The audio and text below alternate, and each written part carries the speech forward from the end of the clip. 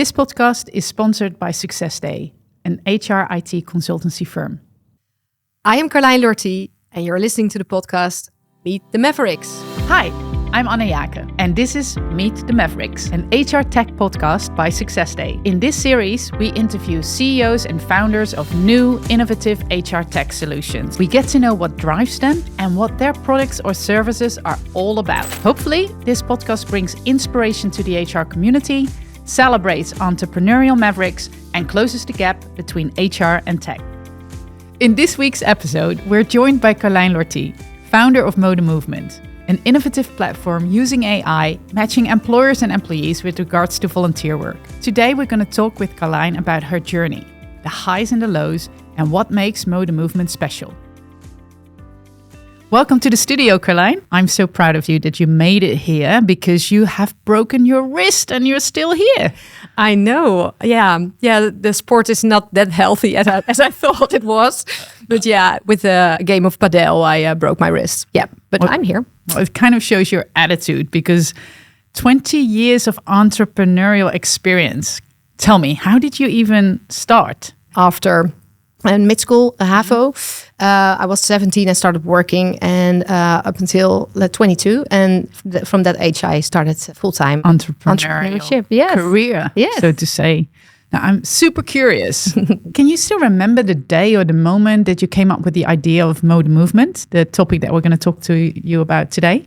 It took a lot of time. It took a lot of effort to find causes, make partnerships, and everybody is doing the same with different NGOs. Mm-hmm. And I really thought if there was a matching platform or an app doing that for you, then we could spend all of those hours in just making the impact. Instead of searching for it. Exactly. Great. Yeah, exactly. The first time I think I kind of heard about it, probably in a very different way, was when I was at the Google headquarters in Australia, that they were actually giving their opportunity to their employees to spend like a day a week on alternative things. Mostly those were solution-driven new items that they could develop. Yeah.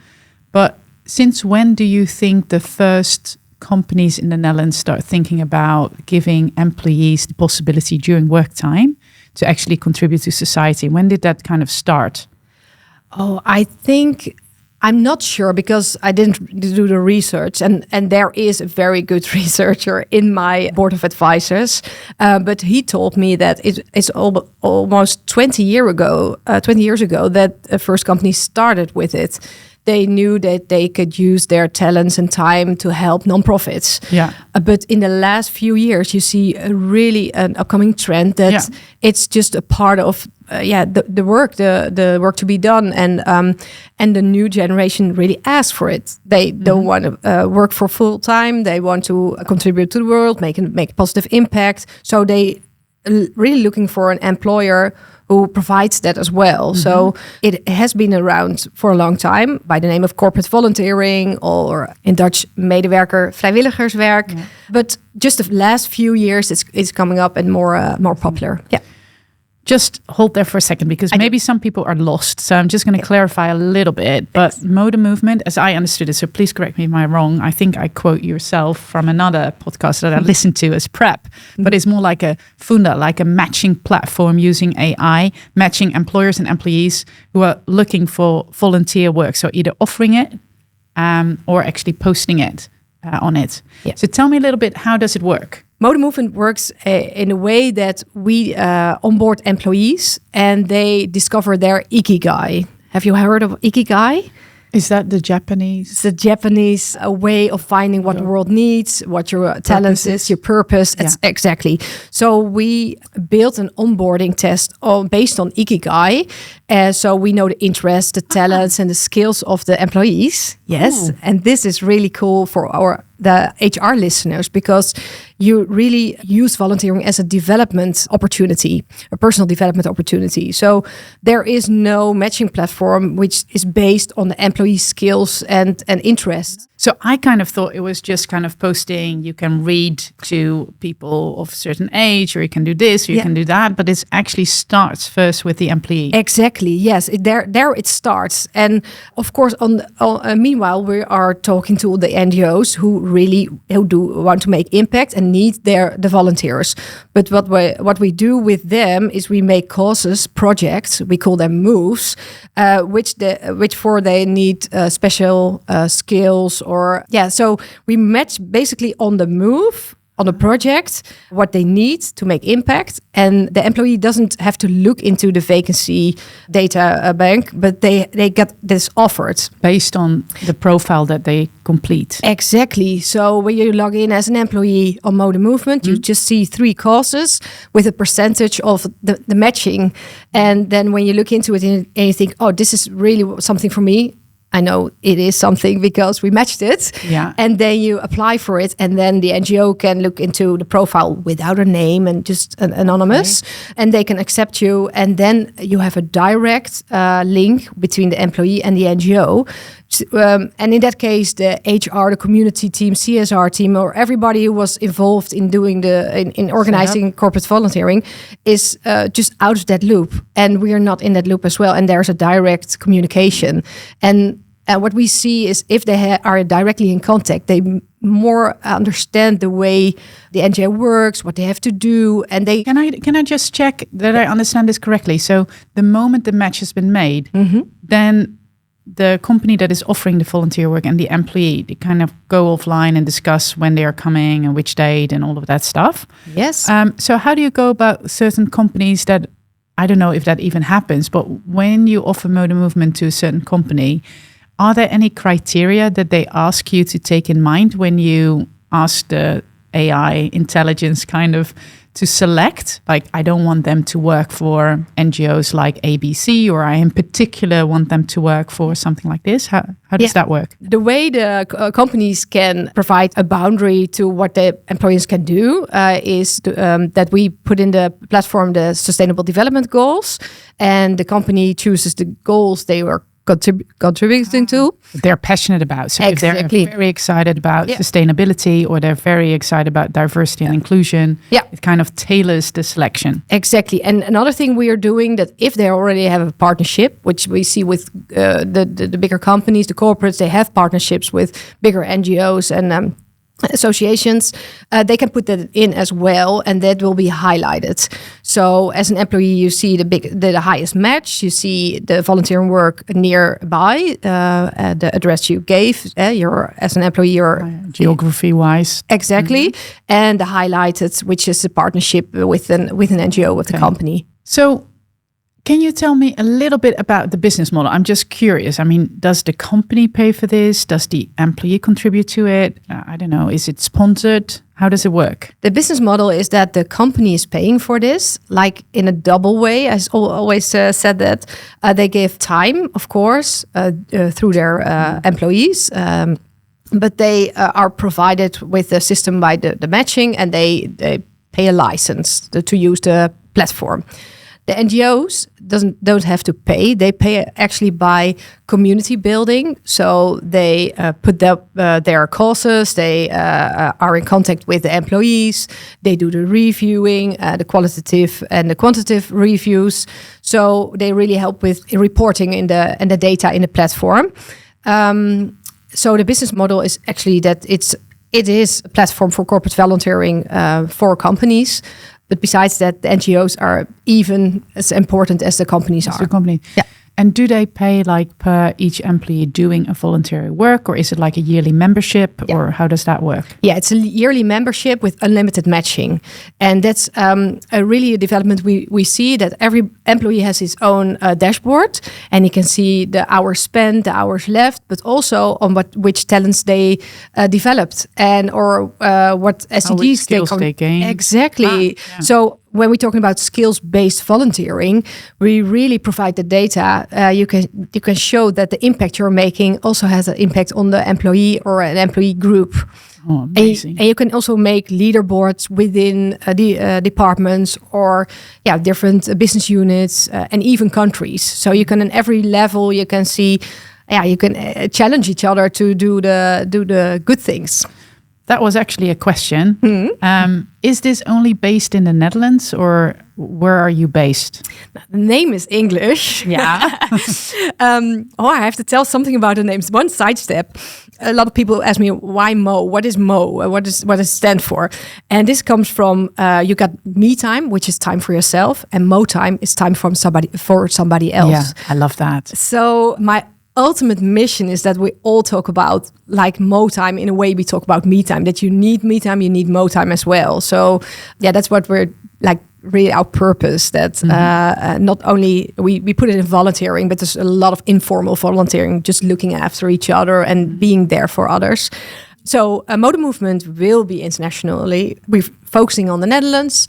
We are a very developed country, good organized. So when it's working here, there are a few steps to make to go to another country, but I know Germany is interested. I see a few colleague platforms working there, and in the USA actually it is quite big. They have several platforms, several matching methodologies. So I got a lot of inspiration from the USA. Actually. Yeah. So just for me to get my head around this, where are we from a Dutch-based perspective? On how many percentage of Dutch companies actually do organize volunteering work for their employees? Is that like below 5%, or is that 50 it's plus, higher than you think? Because I saw on your website, I saw this number and I was like, really? Is it really that high? So tell me, what is it? Yeah, the number on my website is 49% of the Dutch people doing volunteering at least once a year. And it's like everybody. So that's also the sports and the cooking for the neighbor. Yeah, that's not the corporate volunteering numbers. In those numbers, like I guess was 82% of the companies, the top employees of the Netherlands, do have corporate responsibility program, and more than half have parted within the corporate volunteering program. But it's growing, and when I look at employers higher than 200 employees, it goes up. The number goes up. Number goes up. Yeah. Because when I've heard about corporate volunteering, at least in the last year, this initiative called Nederland doet, Holland doet. Yeah, Oranje Fonds. That is something that a lot of companies are actually engaging with, but it's not very structured. No. It's not very organized. No. I was also wondering, could it be that somebody actually from a corporate perspective, as being an employee, you go and participate in corporate volunteering, but then you want to stay on for this cause personally? I mean, your employer is not going to pay for you to do that every week. How does that go about? That will be awesome. That's really that would be amazing. But how does it work within Mo the Movement? There are a few ways. If the company is not providing the time and it's an unpaid volunteering because it's not paid, then we say you can't report that in the platform because the company can't report on that impact. Yeah, that impact is done by that employee who's really doing volunteering on a more sustainable base. Yeah. Personal time. Personal time, which is very good and very nice, and really what we're aiming for, more people doing more volunteering work. But then we really have to look into the system that what provides this volunteering for your work, for your development, for what you're doing. And in the development of the platform, we're really looking into how can this be like an HR data point. How can we use the experience they are having outside of the company, bringing insight? Yeah. And in that point, we are developing to make it a more personal development platform. Yeah, opportunity. Exactly. Opportunity.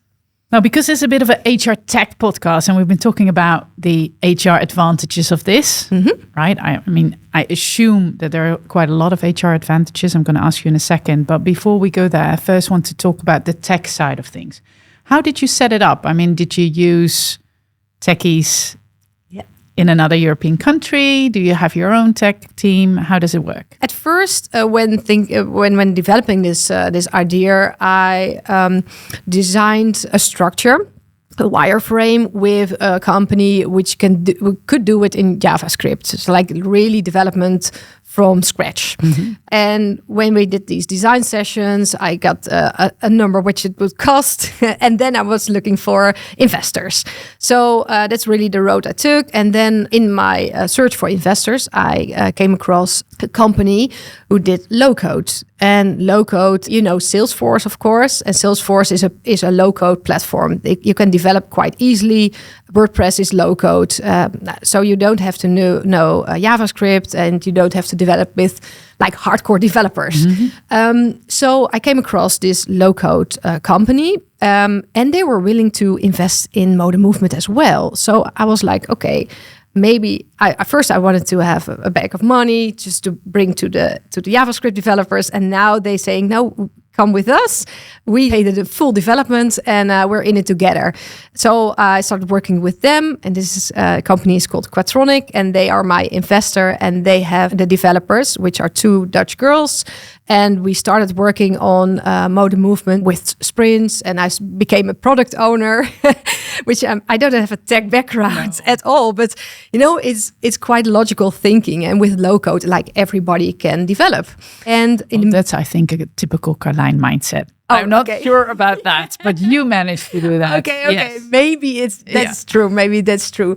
But you know, me in the meantime, I just started working with it, and these developers really understood where Mode Movement was aiming for. And of course, we did a lot of design sessions and walk it through. In the meantime, I had 5 trainees, which were 5 girls, and we did it. And also my female developers were completely female. Run this. Good. I just understood that. Yeah. Was that conscious or not? No. After going from the old boys network? Yeah, maybe. No, it was not. Meant to be coincidence. A coincidence. Yes, exactly. So, what was your question?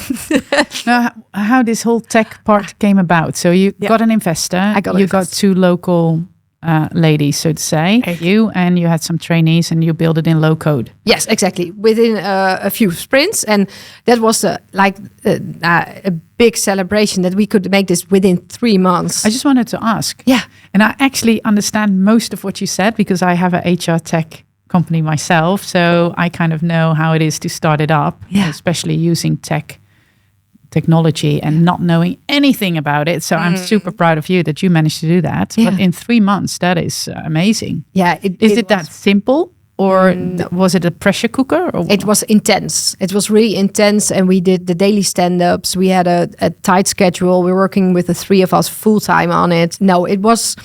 And it's MVP, huh? So we do have a backlog of a lot of things we want to develop. But the MVP was live in 1st of February, and we could really onboard the NGOs and the company. So at the moment, matches are made, and we're really onto that. So that was for me a big surprise that they could make it that fast, because in the first meetings and the sessions I had, it was like, okay, the developing time will be 9 months to a year, and it always takes longer. So in 1.5 years you will have your app, and I was like, no, that's too late. I want it tomorrow. Yeah, exactly. Yeah. And this was like this time 1 year ago, and I had this conversation, and I was like, no, I just want it before the 1st of January.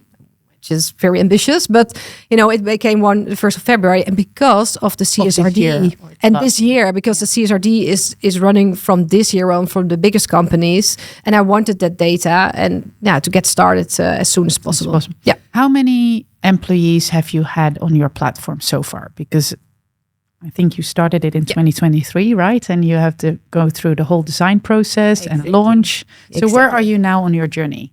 Yeah, exactly. We are, and we keep the numbers low because we're in the pilot phase. So we're allowed around 300, and we have 15 NGOs asking for moves. They put moves and then courses on the platform. So we keep it low within the pilot phase, but I'm talking to a lot of the big corporates. And when we open up the platform, which will be in September, there will be a possibility that we go up into thousands. So in few big employers. Yeah. This is why I definitely wanted to interview you, because one of the reasons why SuccessDay and myself are so keen on setting up this podcast is I come, as you know, from the HR community, and I've seen over the years so many brilliant ideas and so many companies trying to come up with a product or a solution that could fit perfectly well in the HR landscape, but HR often not being aware of this product existing. And then you get into this squeeze, and I'll ask you in a little bit what your experience with that, but you get into this squeeze that actually the vendors or the suppliers like yourself want to sell this to the company, or actually want to make sure that there's some kind of relation happening. And actually they never have time, they do not respond, you don't get in it. And especially with big companies, there is an endless process that you can kind of get lost in, procurement processes, but even to get to the decision maker is often challenging. And when I sometimes see these nuggets, I'm like excited. And this is why I also want to have this interview with you, because I think volunteering work and looking at all of the strategic plans that I've seen personally in the last 3-4 years, since I've been coaching CHROs a lot, I've seen so many strategic plans. They all have corporate responsibility.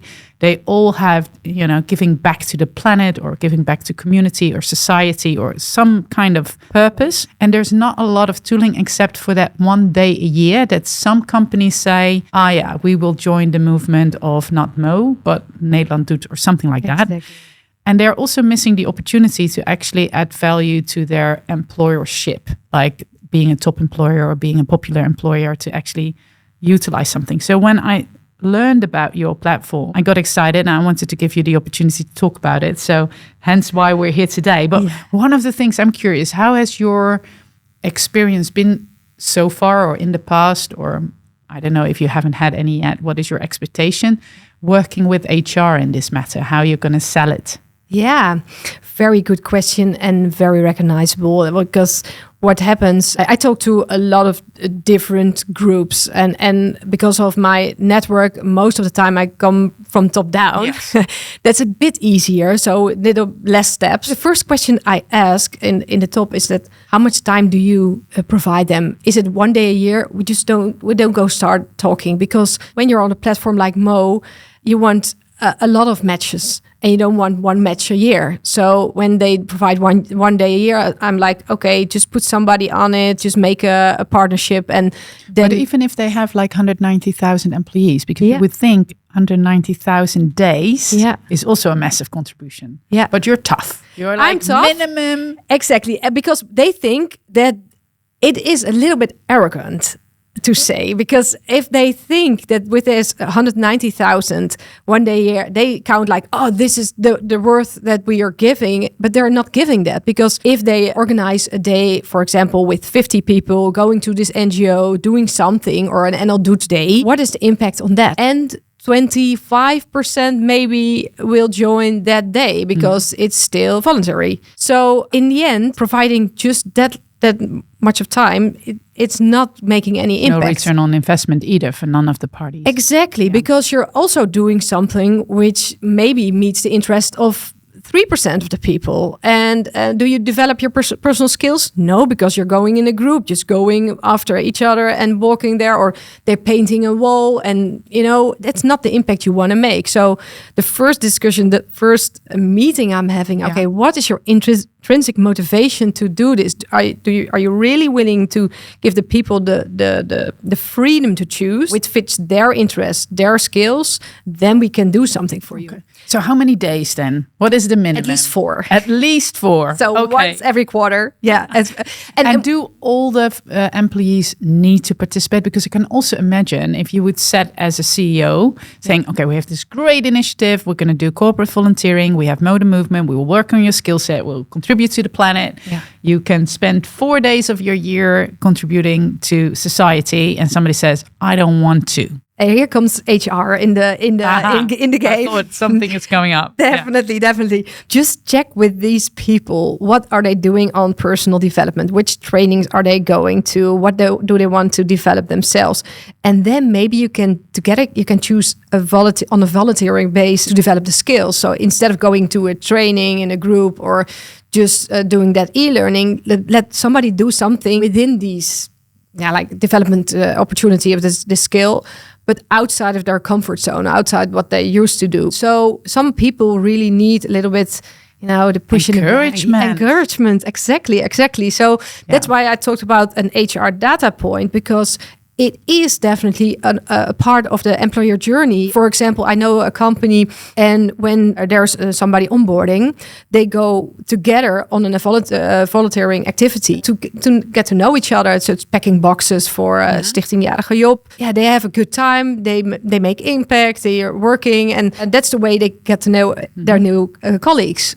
And how do you get, Karlijn, and then we'll move on to another topic, but how do you get the data averages, like spending 8 hours with a colleague increases team spirit or something like that? Yeah. I don't know. How did you manage to... Yeah, to do a lot of surveys and reviewing. I talked about the qualitative and the quantitative data. Like the qualitative are the stories, just to get the stories out of the people. What did you see? What did you hear? What were your insights? For example, one HR lady told me, I just want them, get them out of their corporate bubble, please. Yeah. I want them to see what's out there. And when they are just working with those people, they actually see how privileged they are, and they're not coming for the next 2%, but they're like, okay, I'm happy to work here. I have my job. I contribute as much as I can. Yeah. So there are so many layers in this, and when you see them, it goes deeper and deeper. Mm-hmm. Yeah. So what would you say is your biggest challenge to overcome? Get it higher on the priority list. Yeah, because just what you told about, and I really recognize this in the corporates, you have to move from one and the other, and the decision making process is very slow. Super slow. Yeah. So it's so low on the priority list. They do want to do something, but when it's busy, like, okay, I don't have time for this. So I hope it's got more. So the challenge to overcome is the speed, but also your patience. Oh, I don't have some. I don't have. I just was in the back of the line when they gave the patients out. Sorry, Nate. I think that's one of the best things in the entrepreneurial, to be an entrepreneur, just to want things like done yesterday instead of like the day after tomorrow. Yeah. But I have to learn that. And of course. But also on the other hand, I mean, it's a challenge for all the Mavericks out there, but I want to encourage the Mavericks. You're one of the Mavericks. Yes. But I want to encourage you to not give up. And I also sometimes want to kick the HR community a little bit in the butt, because it is exactly like that. I'm sorry, I'm going to go on holiday, or this is this meeting, or then we have a break, and then I don't know, and maybe this person needs to decide, and procurement needs to. It's something like putting focus on what you actually want to achieve and stick with the program to help you guys go with that, because you sometimes lose patience, but you also lose the appetite or the empowerment when it goes too slow. Yeah. So on that point, just moving a little bit back to HR tech, and we're getting a little bit to the end of the podcast, but I'm super keen to also have a little bit of a discussion around how you see the future of your product or of Modern Movement in general, when it comes to all the developments that we're seeing happening in IT. Think about AI, machine learning, VR, and so on. Yeah. What is your vision about this? Actually, it's really clear. You have the test-oriented side of it and the people-oriented side of it. And HR does do both, but it want to do it more people-oriented. So, for example, there are a lot of processes we can use tech for. To personalize things. To personalize things, because most of the times they think when there is tech, it won't be personal anymore. I really think that if we use more tech to do the tasks, we have more time to be people-oriented. And of course, there is a big landscape of apps and platforms and systems to use. But I sometimes see in HR, they're a little bit afraid of using. Do you recognize that? That's like, okay, if I do that, then I don't talk to people anymore. But you have more time to talk to people and really see what's happening there and what they need, because everybody wants to be heard and be seen. So I think it's a very good development that we can do something with tech which is more personal, and then have the time, like the real quality time, to sit beside and look each other into the eyes and have a good conversation. Final question. And this is a little bit about let's sharing the love for HR tech. Can you recommend, or do you follow any other HR tech products or services that you find inspiring, or that you kind of want to encourage because they're pioneering? Definitely. The first thing which comes up is Open Up, the platform for mental health and well-being. And that's a perfect example of like the tasks around it. People, you give the freedom to choose, and then you have a personal connection. So, and the way they're providing their services, they're communicating, it's very inspiring. So I follow Open Up. Yeah. Well, that's then great news, because I'm actually also hosting a podcast with Gijs. Oh. Yes, from Open Up, the Maverick Gijs. Wow. So he will be sharing his story also in this series. And I didn't prompt you. So this is really good news for Gijs that somebody else is promoting his product. Thank you so much with a broken wrist, doing the podcast in English, coming with this beautiful weather into this kind of little bit dark studio, but still keeping your energy super high. And I want to applaud you for all the hard work that you're doing. I really hope that with this podcast, we get more HR, teams, but also big corporates excited about using Mo and contributing to our beautiful Netherlands in corporate and social responsibility. Thank you. So thanks so much, Karlijn. Yes, thank you. Thank you for having me, and all the good luck. Thank you so much for listening to Meet the Mavericks, an HR Tech podcast. For more information about this episode, check out the show notes. And don't forget to listen to our next episode.